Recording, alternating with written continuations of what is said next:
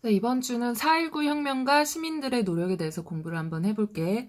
크게 세 가지를 기억하면 돼. 4.19 혁명, 원인, 그 다음에 과정, 그 다음에 의.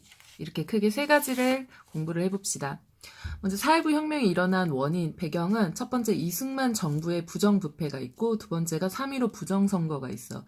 이승만 정부가 이제 1948년 국회의원들이 선출해가지고 첫 번째 초대 대통령이 됐는데 이 대통령이 되면서 이승만이 권력의 맛을 알고 독재 정치를 하고 나라 살림은 제대로 돌보지 않으면서 개인의 이익만 추구한 거야.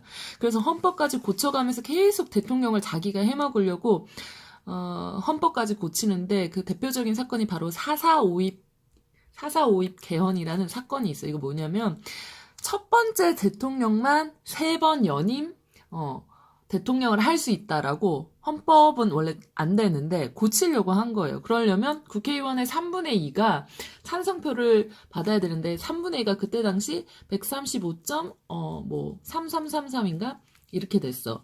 그럼 사람이 135.3 이상이면 136명을 말하는 건데 136명이랑 다르게 135표가 나왔거든요. 그래서 한 표 차이로 졌기 때문에 이걸 어떻게 하지 하다가 그냥 135.333은 반올림하면 135니까 135명도 괜찮다라고 자기들이 마음대로 이렇게 개헌을 해버린 겁니다. 말도 안 돼. 그냥 개인의 자기가 대통령이 되려고. 그게 4.4.5입 개헌인데 헌법까지 고쳐가면서 독재 정치를 하려고 했다. 자기의 이익을 추구하려고 했다. 나라 살림은 엉망이고. 그래서 이런 이승만 정부의 부정부패가 원인이 됐고 그 다음에 이 대통령을 계속 하고 싶어가지고 1960년에 또 3.15 부정선거를 시행합니다. 이거 뭐냐면 대통령 후보로 이승만이 또 나왔는데 또 되고 싶어서 근데 이제 사람들이 자기를 안 뽑아줄 것 같으니까 미리 이승만 찍어놓은 투표함을 바꿔치기를 하고 그다음에 선거 감시원들이 있는데 그 사람들 쫓아버리고 그다음에 5인 1조로 공개투표 북한의 김일성 투표하듯이 김정일, 김정은 이렇게 독재 정치하듯이 그냥 자기가 대통령 되기 위해서 그냥 불법적으로 이런 부정적인 선거를 치른 거예요. 그래서 이것들이 원인이 돼서 4.19 혁명이 일어났는데 첫 번째 이제 부정선거 전에 시작이 됐어. 이승만 정부의 부정부패를 비판하면서 대구에서 먼저 학생 시위가 일어났는데 이거는 3.15 부정선거 전이에요.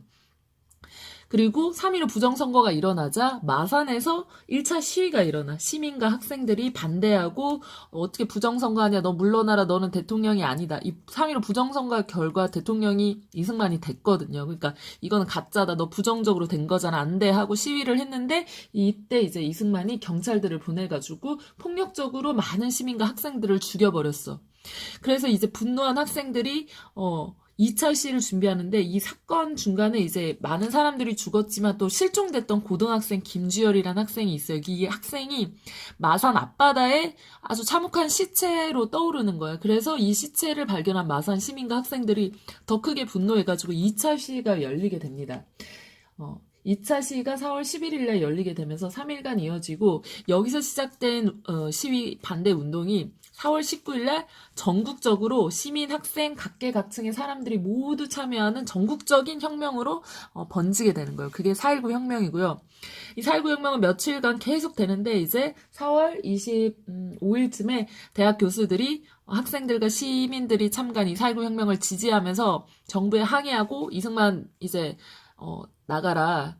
대통령 너 물러나라 이렇게 계속 반대 시위를 하니까 이제 이승만이 알았다 니네 뜻이 그렇다면 나 이제 물러날게 이러면서 이승만이 물러나고 미국으로 망명을 갑니다. 한국에 못 살고 이제 미국에 가서 살았는데 그 결과 이제 대통령에 우리가 질릴 만큼 질렸잖아요. 이승만이 계속 독재를 했으니까. 그래서 대통령제 대신에 의원 내각제라는 새로운 정부 체제로 국회 체제로 가자 이래서 대통령을 윤보선으로 하고 국무총리가 장면인 새로운 정부가 세워졌는데 이 의원 내각제는 말이 어려워가지고 지금 기억을 못해도 돼요. 뭐 그냥 어떻게만 기억하냐면 대통령 힘은 거의 없어. 허수아비 같은 거야. 대통령은 중요하지 않고 국회의원 중에 국회의원들의 대표인 국무총리가 대통령처럼 정치를 하는 겁니다. 나라 살림을 하는 거예요. 국회의원들이랑 국무총리가.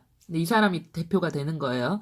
이런 상태가 의원 내각제 상태예요. 이렇게 새로운 정부가 만들어졌어. 그렇지만 여기까지 알아두시고요. 의도 아주 중요하죠, 의도. 자, 이 4.19 혁명의 의미는, 의가 의미예요. 자, 민주주의에 대한 관심이 국민들이 굉장히 커졌지. 왜냐면 많은 사람들의 희생이 있었기 때문에. 그리고, 이런 이승만 정부의 부정부패, 잘못된, 이 정치 체제를 본 이 국민들이 민주적인 절차랑 과정을 무시하고 들어선 정권은 국민 스스로가 목소리를 내고 바로 잡아야 함을 깨달았어. 이거 촛불혁명이랑도 연결이 되죠. 이번에 있었던.